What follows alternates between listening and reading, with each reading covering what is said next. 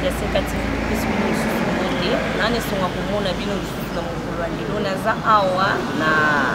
na siège ya MLP toujours kandenge na lobaka awa tobanda na ndako toyaka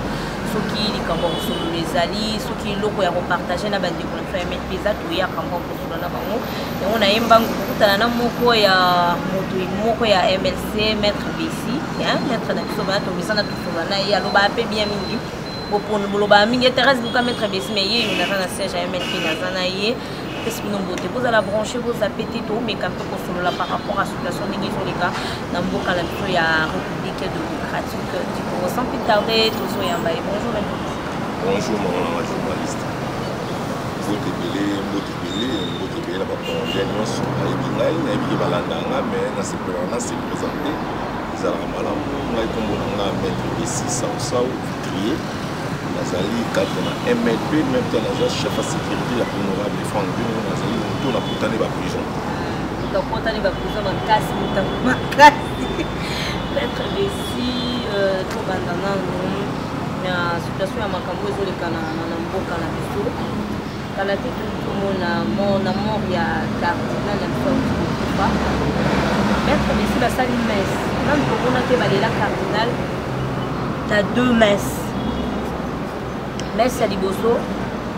tomonaki catholique ya organisé mais c'est fidole ya mbongo azalaki na bato nyonso peuple congolais moto nyonso alingaka participaki tomonaki mpe président de la république na homologue na ye président Sassou bazalaki ensemble vraiment esalaki bien mais spécifiquement toye komona deuxième messe esalemi lisusu otanga na biso kombo mama Olive asali lisusu messe mosusu donc sans famille ya cardinal na biso azui kaka messe l'abbé Fridolin ya mbongo bakesala messe wana mais catholique toyebi yango eza église au milieu du village ndenge nini akoki kosala messe deuxième messe na messe Fridolin ya mbongo nayebi te soki omona non le problème ya ligne il faut otalaka omona yebisa ngo l'esprit disposé la chair est faible bato mingi okomona lelo il y a des pasteurs il y a des cardinals il y a des abbés des musulmans mais mingi baza mpe lié na baesprit mabe sens ni on a roloba omoni lelo so totali ngai na ali moto tous les cardinals bakufa na vivre ba cardinal nyonso na 1989 nasistaki na te ya cardinal Malula na sista pe ya Echao na sista so ya Mosengo omoni so lobaka bongo nga na yebi église catholique bien parce que ngai na koli na église catholique côté so bakuni ba cardinal wana côté nga na kula da pulisanga abeki bwila na pe Herman dans la première communion na thème na confirmation mais au moins une situation où il y a comme la politique na l'église vous comprenez donc comme la politique na l'église donc on comprendre un motif il faut au camp au moins il est la lobby dernier hommage ils allaient mokolo ya suka oyo mokabwana na ye na ebite so ya deuxième hommage oyo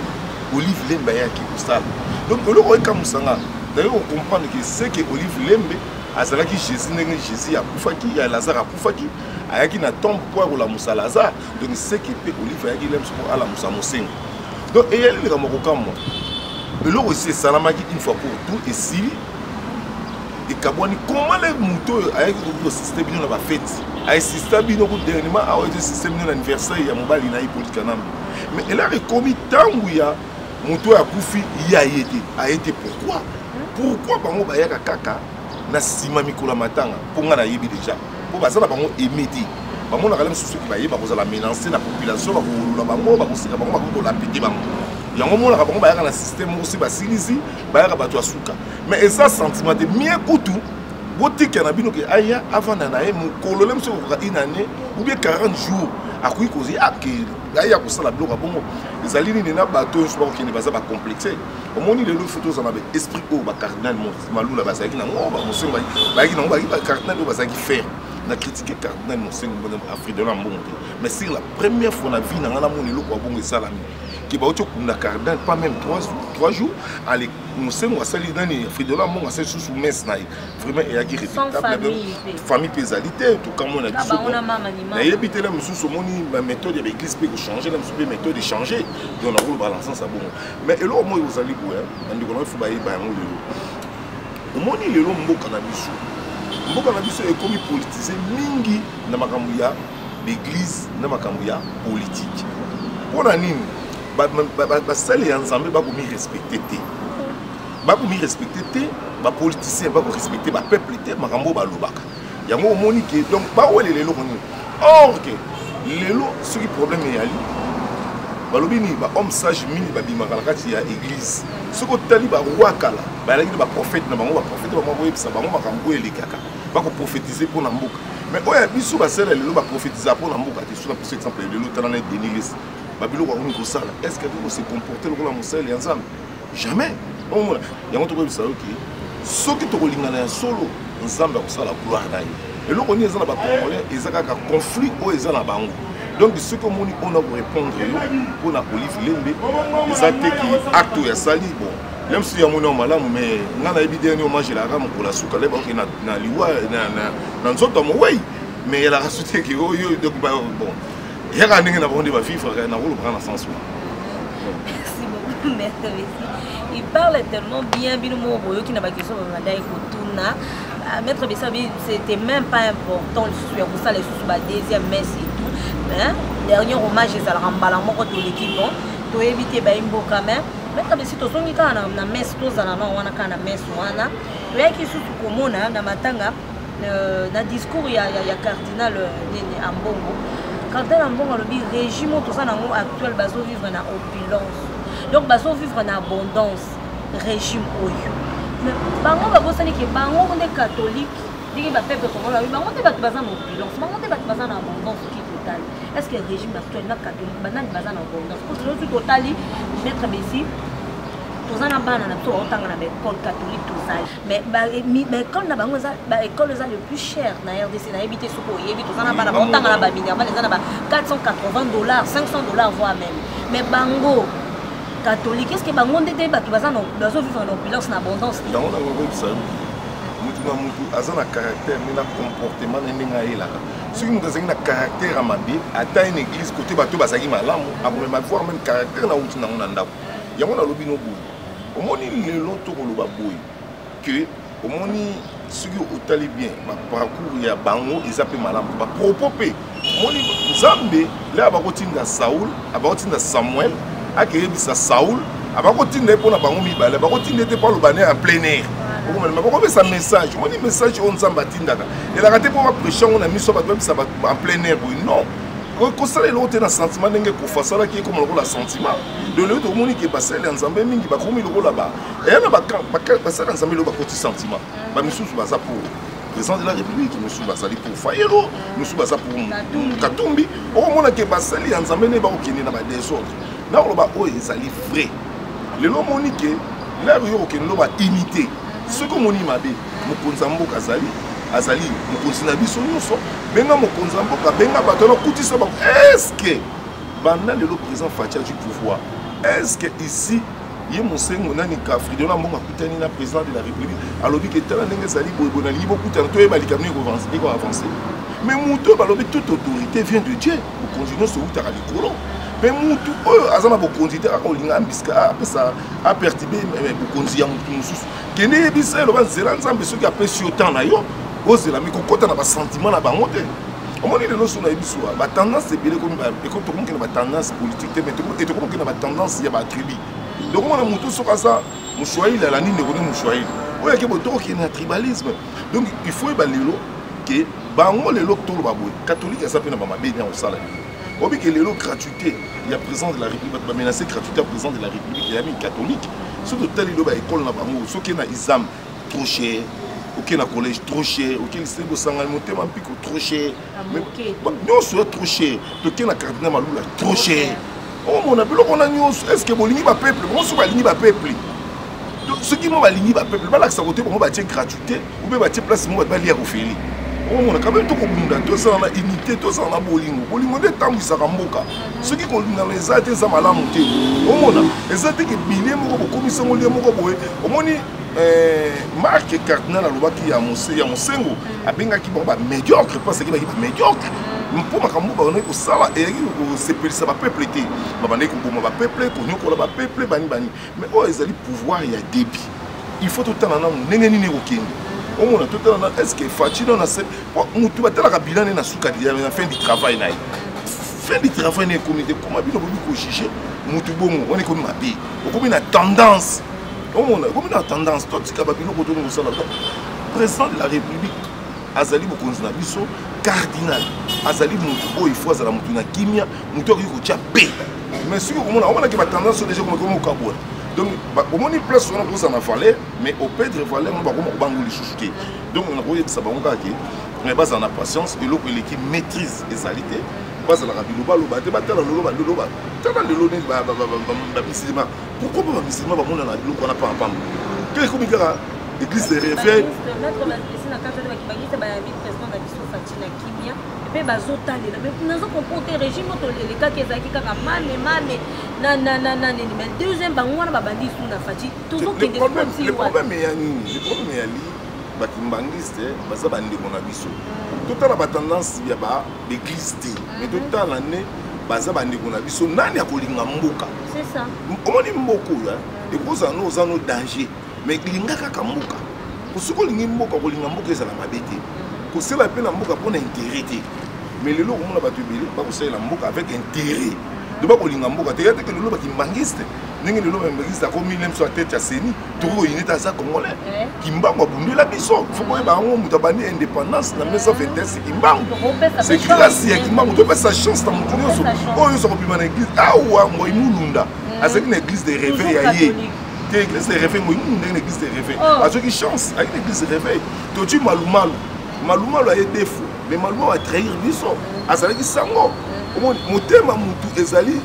le cœur de l'homme est mon fils. Motema mutu ezama bi. Le babu ko chape o yo musenga kolinga, ba de na cardinal Fridola mbongo kolinga. Mais mutu na ko détruire ko sala mabe. Au moins que lelo to linga ke mutu o ba ko tchete ko linga mutu wana ko mani. Seni na biso etangisi makili de. Bat ba kufi pona seni, bat ba côté ba belé, bat ba ke ba morgue, bat ba kufi. Tolingi seni na biso ezala lisusu bongote. Tolingi seni na biso makile tangate, tout auto kene nango, mutu ba ko tia azala mutu ba corruption te, azala mutu ali ba mbongote, azala mutu aza honnête pour qui mise en amboka. Voilà, bien dit, maître Messi. Merci beaucoup vraiment, ma Chantal Kabia, je te salue papa Stéphane Amouzou, hein. La toujours tout va CK TV, on peut s'appeler ma beauté. Flore Bokonga, merci d'être là avec ton bébé Prince Elia, de gros bisous. Merci aussi à Claudia Baka d'être là, mais malgré en retard, mais quand même, merci, merci beaucoup. Hein, maintenant je vais CK TV, vous allez approcher. Puis sur Tozarara, donc on va mettre ici. Donc vous allez approcher, vous allez de citer. Programme maison continue, hein. Programme maison continue, tu crois, c'est maintenant où vous avez quitté suite à problème la technique d'Abisso. Mais je vous rassure que maintenant tout va normal, tout résoudre un mot déjà. Donc bon, nous avons une mission d'Abisso et belé, à la comédie, tout va dans le cas, la tête au n'est pas, mais c'est bien là. Tout a une émission, et on a nouvel album, Naya Sikabimisi, les évoluent, puis les a sur le marché. Et puis les a combien de titres, tout quand ils ont sur la naïe. Donc on doit sous comédien après avoir toujours qu'il est donc sur la comédien sur le naïe. Mais quand pas pour par rapport à la carrière naïe, comment il a commencé, Tinegeni Azo évolue, en tout cas mes fans restaient branchés, hein. Peter Kabé, mon bébé, je te salue, va devenir ça tout. Donc Mathias Création, bon, on a calaté la Mathias Création, hein, et là-bas venait au tour calaté, Mathias Création de Olata. Donc comment on est la matinée politique na 10e rue, Augustin Kabouya, mais même la matinée politique par rapport à Kayamakambo, il y a mes Fridolais, en bon, juste c'est tout vous comprendre, tiraillement au Ezo Kende Wabi, il y a Augustin Kabouya na 10e rue, Tozo Kende Wabi. Non, on a le babouya, et là on a voulu savoir peuple congolais sur place Bazali. Tout est là sentimentaliste et tout l'ingamboka, batika ba guerre des esprits, ba komi ko sala wana, ils ba bloc mo ya bien té. Au moni pe l'église catholique a quitté ça, était islamique a quitté ça. Ba fanda ba et là on est ba rouler là. Moi on appelle la route ça ba so l'église catholique ce que le ballon ko beta ngo kara. Tout le monde a dit à l'époque a benga ki batu ba médiocre. Abenga ba médiocre mais tout le monde a dit batu na ba pena ba ngote ba seba justement na ba ngo ba menacer ba église. Les allo la binone ce qui bo landaron et il y a le droit pour côté dans les boulou ya église catholique. Est-ce que vous comprenez? Donc tout le monde a dit que voilà ni pasteur Koufouaté qui se place et choquant qui peut battre. menacer qui pasteur et confirmer le bimani ni bimisa bango ko bani donc bango ba ko kota na G ya catholique té donc moi IDPS pour ça na prudent na G ya catholique ya nga sala bango donc on a pas bloquer force na prudent pour le ce qui est bazabo ba tout pas ko qui ba agresser catholique et quand on a IDPS donc il y a un lobby que au moment que bango peut sur total IDPS peut ezali parti ya ba chrétien sur total yango Gérard mon papa Mulumba azalaki quand même effect na kati ya mboko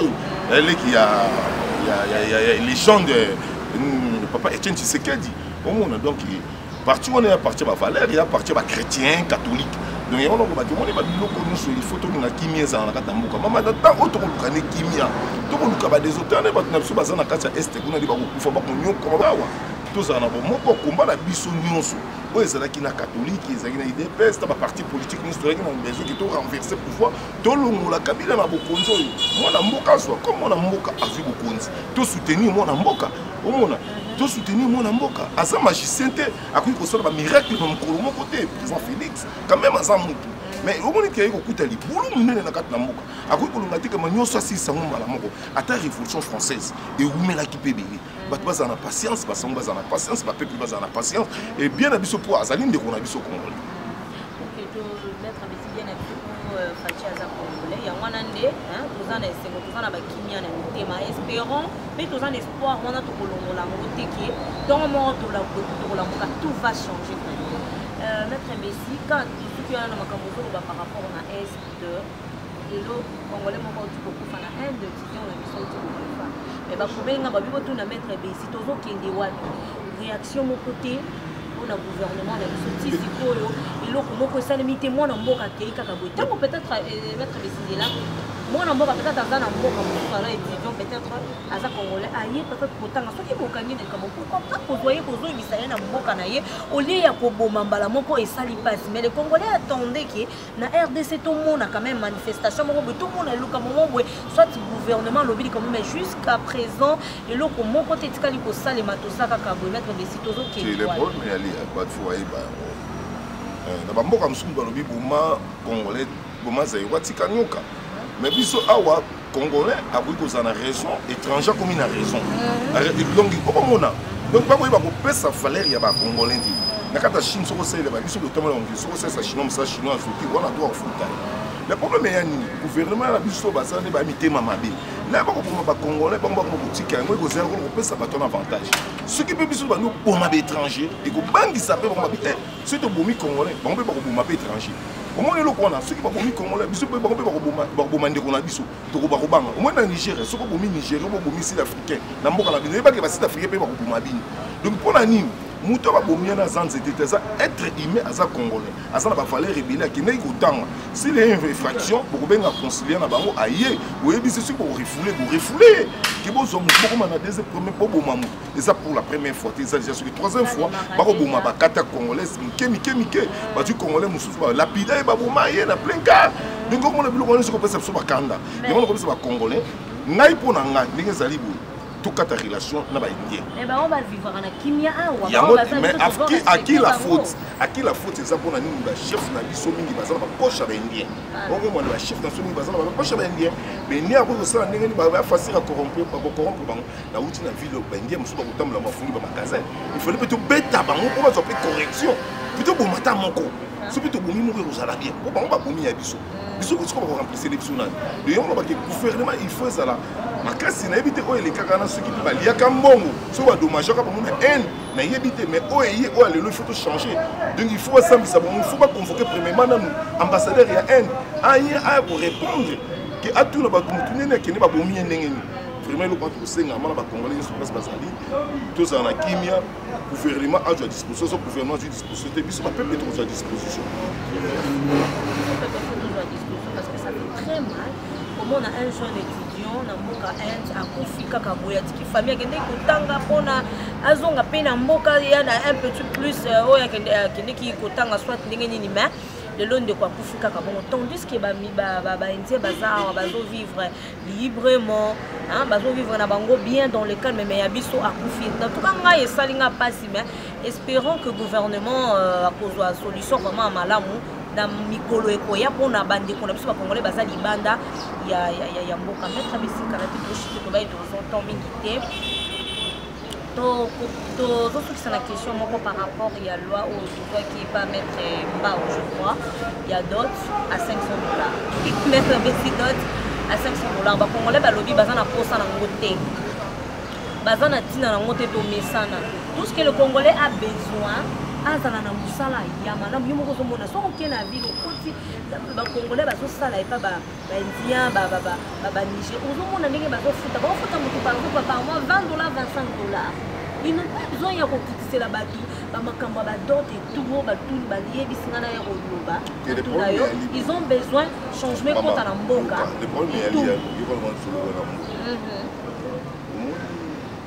mboka na biso bazasalaka basentiment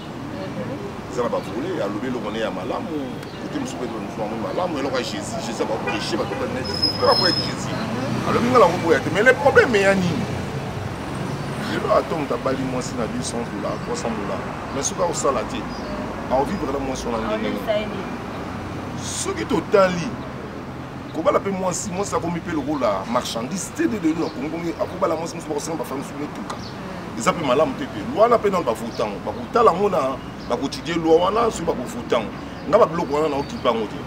mais le problème na Congo loi oyo tokoki kovote de bon premièrement baloi ya sociale babiloko ya malamu oyo tokoki kovote bato bakovote yango te bato bakoyela biso na makambo bakongoli te bato bakoyela biso bakongoli te bato bakoyela biso dot est ce que omona biloko wana ya na sens ya badot eloko lelo omoni mboka soki bakolia bien makambo nyonso bakolia bakozala bien omoni lelo ata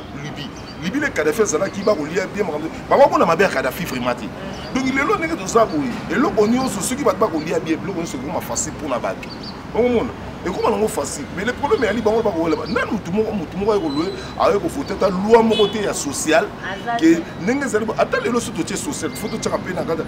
totie par exemple bahandicapé totala condition bandeko na so bafirme bandeko na biso baveugle nde bakovivre na triomphale mais eya liboso institution ya assemblée nationale est ce que bamona bango te bamona bango te bakoki kovote loi moko te mpona bandeko na biso wana oyo bamonaka te bandeko na biso baza bahandicapé bino bamoni kaka oyo bango bakoki kovote yango wana donc eza badistraction donc motu mosu akolinga asala bese mokili emona ye mpo bayeba ye nga susi na ngai nalingi bapeuple congolais susi na mo bazingi balia batanga misala na ngomba oyo tozana na besoin bato balia tosisa guerre oyo pokimi efanda botika biso badistraction apambana okobala bokosala nango soki oza na mosala tokolese mabanga obe banzete donc emoni babiloko na nyonso yana badistraction tosunga chef de l'état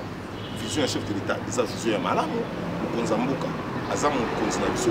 aza na besoin mboka échanger tokotana na vision ya chef de l'état mpo lelo tikilo tokoloba boye badongolo misu baza nano na mboka bato balingi nano pouvoir ya Félix te balingi te bakosala tout possible mais biso comme toza bato oyo tolingi changement toza bato oyo tolingi président de la république tosoutenir mokonzi makambo nyonso tokotala yango na nsima. Merci beaucoup maître Besi. Donc congolais nyonso yeba loi wana eleka te on n'a pas besoin de ça tout on a besoin misala ya na mboka baklasse ezala malamu basalaire ezonga na kimia oyo mosusu babala mwasi na ye ata na $5 000 ata na $50 000 aobala na ye mwasi na ye sokali on n'a pas besoin de ça priorité na biso eza na biloko ekita na bamarché social na biso nanu ya RDC ebonga baloi ya kovote nde yango wana oyo eza vraiment na minute oyo toza nango besoin yango wana maître Besi mot de la fin parce que nous chutons déjà nous sommes à la fin mot de la fin au moment de la fin on a Nzambe outi na musika Nzambe lakisi biso ba étape na mboka oyo mokonzi nyonso na sali totikala na mongo biso story ni totia mboka na mabondeli tosunga mokonzi ya mboka okimi ezala na bino yo lelo mama tala pe lokola Rwanda eza na eloko te mais Rwanda lelo komi modernisé par rapport ya RDC pourquoi biso lelo muna kotaka soki kimi ezali soki kimi ezali muna kokota te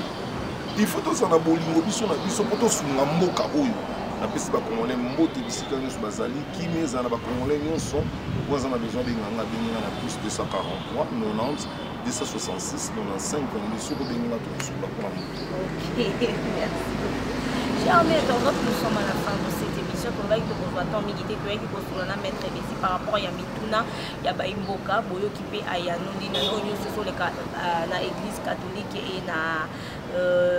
régime na biso eza actuel tout ça na c'est les Congolais balobaka to pe ça fait chance na régime o na total na ndenge ezo kende to ça na tina ba kobenda na benda na vraiment te to ça na posa ya kimia eza na mboka awa toi na ba église nyonso to sangana nde bomoko pour na mboka na biso ekende. Merci à la patronne de la chaîne Chantal Kabea et son mari papa Stéphane Amouzou. Bébé Peter Kabea, je salue Flore Bokonga, la maman de Prince Hillel. Merveille la patronne, merveille la patronne. Joyeux anniversaire à vous. Nous t'aimons beaucoup. Nous te faisons beauté partout. La Suzanne Alissa, Fleur vraiment va de l'avant. Année oyo bakisami na vie na yo et puis un petit plus na vie na yo. Couple Katumba et je vous salue au Canada, couple moko malamu, couple pastoral, couple exemplaire na pesi bino mbote na bino mingi. Mathias Kabea, je te salue aussi. Je salue Claudia Baka, merci d'être là. Je salue Judith Bokonga, la femme de Abdallah Ngwanzo, Timothée Bokonga, tout le monde, je te salue. Je salue Maître Église Eloi. Maestro, je te salue. De gros bisous à vous par toute la Souza. Maintenant, si vous intéresse, on a fait Sibino Mbote, Bafan, la mission, ça c'est 4 villes. Restez branchés parce que tous aussi ça, tous qui est des sous là, na comédien. Mon vous allez brancher, vous appelez, tous se retrouver au prochain tournage. Bye bye.